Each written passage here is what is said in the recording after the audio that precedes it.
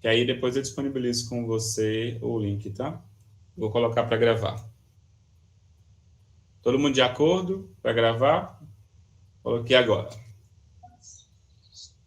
Sim, professor. Pronto, está gravando. E aí reitero, né, para quem não chegou, para quem não pegou o começo, eu trago muito essa fala da Rita Von Hunt para esse processo, porque eu acredito que quando se trata de metodologias ativas, a gente está querendo colocar o aluno como protagonista do processo de ensino e aprendizagem. E quando eu falo protagonista, é que o aluno participe, o aluno interaja, o aluno vá lá e faça um comentário, ele traga a experiência dele. Como a gente fez agora com o Jamboard. No Jamboard eu pedi para vocês escreverem. E aí cada um trouxe as suas contribuições com o nome de vocês, de como é que vocês estão se sentindo. Eu já estou automaticamente, vocês nem perceberam, colocando vocês como protagonista do processo de aprendizado de vocês, para estarem junto comigo dentro desse momento de palestra, dentro desse momento aqui de construção. E essa construção, ela é coletiva quando eu falo de metodologias ativas. Então, por esse motivo, é tão importante a gente colocar o aluno como protagonista e respeitar o que essas pessoas já sabem, como a Rita está falando ali, respeitar os saberes, entender que cada um já tem as suas experiências, já conhece alguma coisa, já sabe alguma coisa sobre aquele assunto que a gente vai abordar, sobre esse tema. E como eu estou falando com educadores, que a maioria aqui são profissionais da educação, eu não tenho nem dúvidas do que o que eu vou falar aqui, muita gente já tinha escutado em algum momento, ou já tinha ouvido falar em algum momento, e aí vai se conectar e dizer assim, nossa, o que ele está falando faz sentido para mim, o que ele está falando é muito se relaciona com o que eu faço no meu dia a dia de sala de aula, na escola, ou na educação, ou no curso, ou aonde eu estou atuando como educador. E aí essa é a proposta. É por esse motivo que eu gosto muito de falar de metodologias ativas, porque eu sempre valorizo o que vocês já sabem, as experiências de vocês. Então, conectando essas experiências para a gente fazer juntos novos conhecimentos, né? Construir novos saberes. Diante disso, aproveitando aí o gancho do que a Rita está falando, eu pergunto para vocês, né, por que nós estamos aqui? Né? Qual é a proposta que a Suzy me convidou para falar e por que eu escolhi estar aqui e qual é o que eu tento responder para vocês agora, né? Eu trago algumas perguntas para a gente pensar um pouquinho sobre isso, no porquê nós estamos aqui. Eu pergunto, e agora que a pandemia está passando, o que a gente vai levar de tudo isso que a gente vivenciou na pandemia?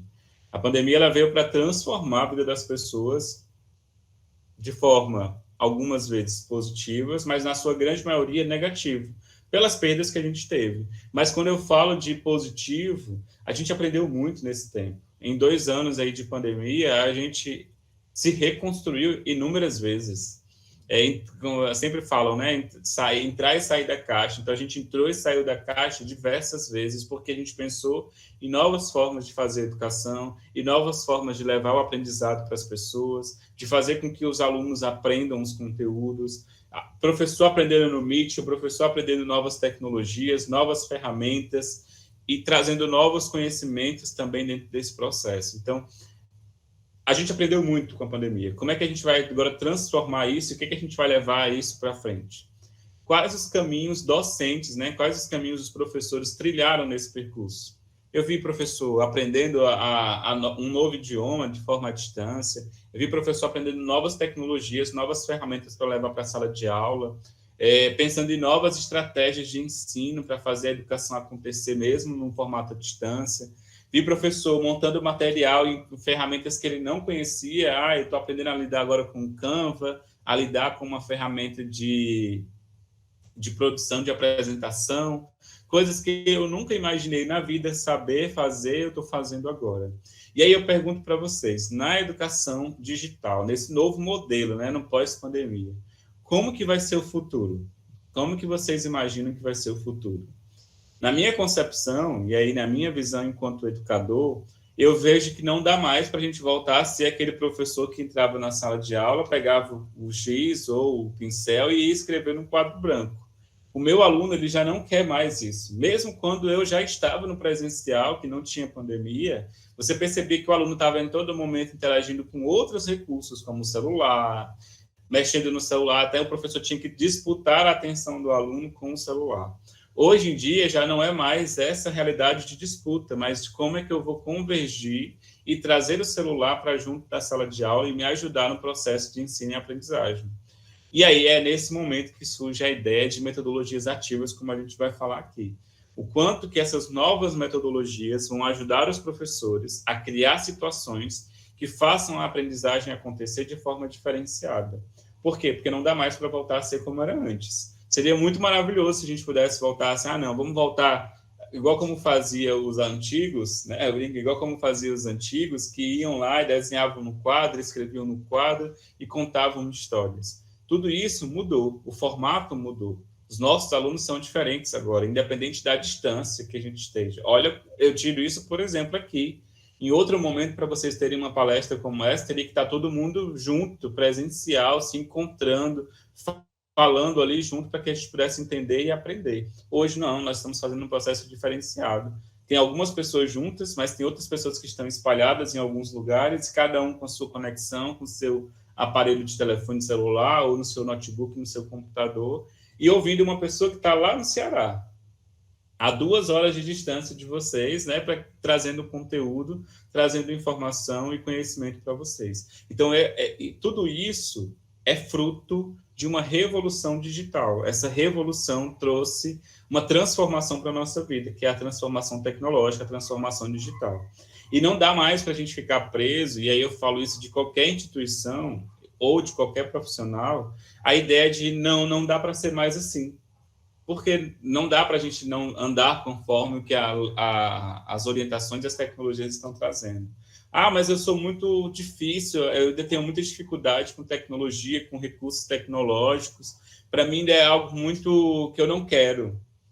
Mas não dá mais para você dizer assim, simplesmente eu não quero. Eu preciso começar a tentar aprender, a conhecer novas ferramentas, a conhecer novas tecnologias. E é por esse motivo que vocês também estão aqui, né? Não só para discutir sobre um plano pedagógico, mas também para entender mais sobre outros recursos, sobre novas tecnologias e como essas tecnologias podem transformar a minha vida enquanto educador e a vida dos meus alunos. E é pensando nisso, né, falando de alunos, que eu pergunto, né, como é que os alunos hoje estão digitalmente falando?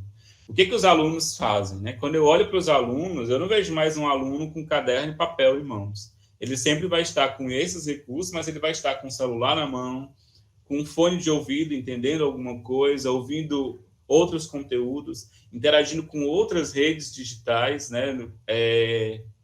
Eu fiz uma pesquisa agora recente.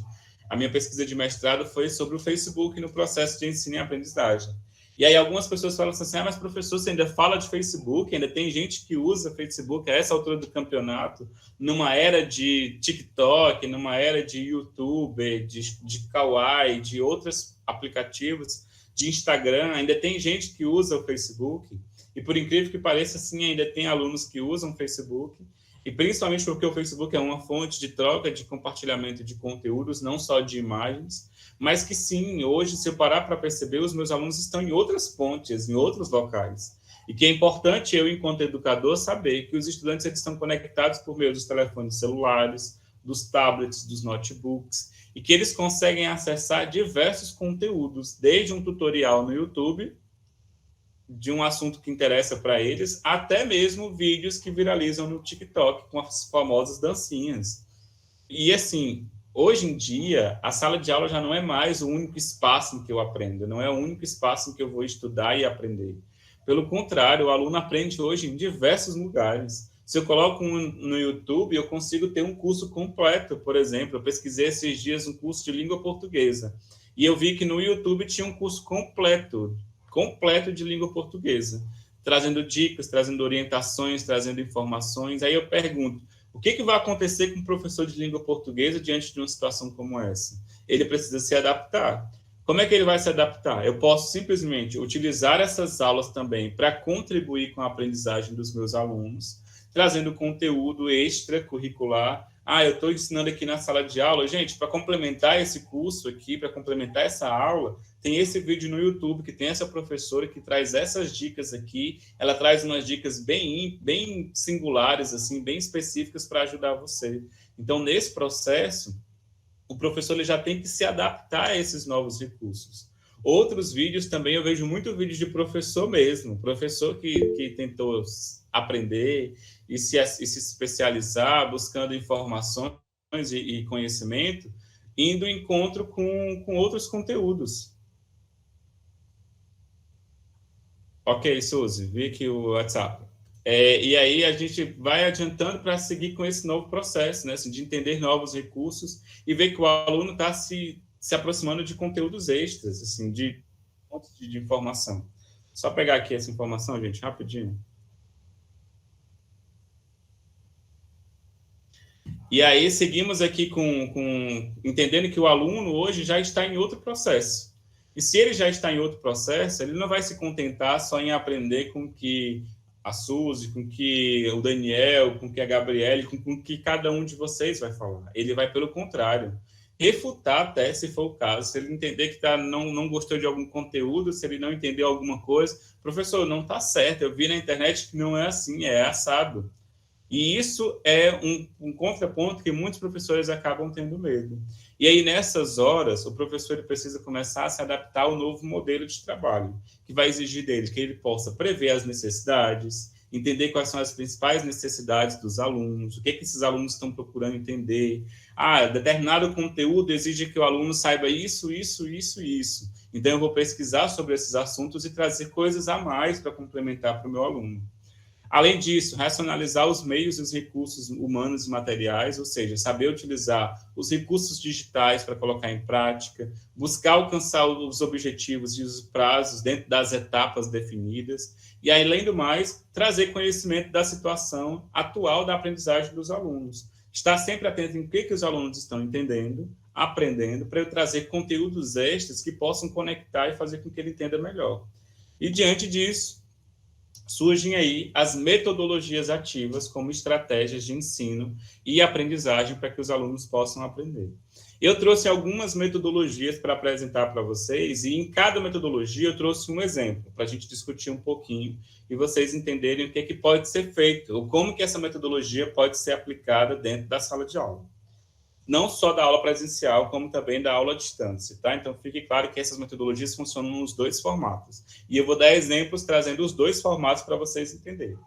Vamos lá. A primeira metodologia que eu quero apresentar para vocês, primeiro, né, antes de apresentar a primeira, é dizer o que são metodologias.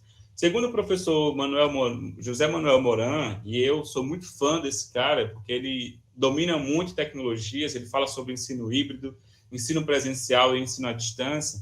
Ele fala que as metodologias ativas são estratégias de ensino que têm por objetivo incentivar os estudantes a aprenderem de forma autônoma, ou seja, o aluno, por conta própria, aprender outros conteúdos, né? Buscar suas fontes de conhecimento.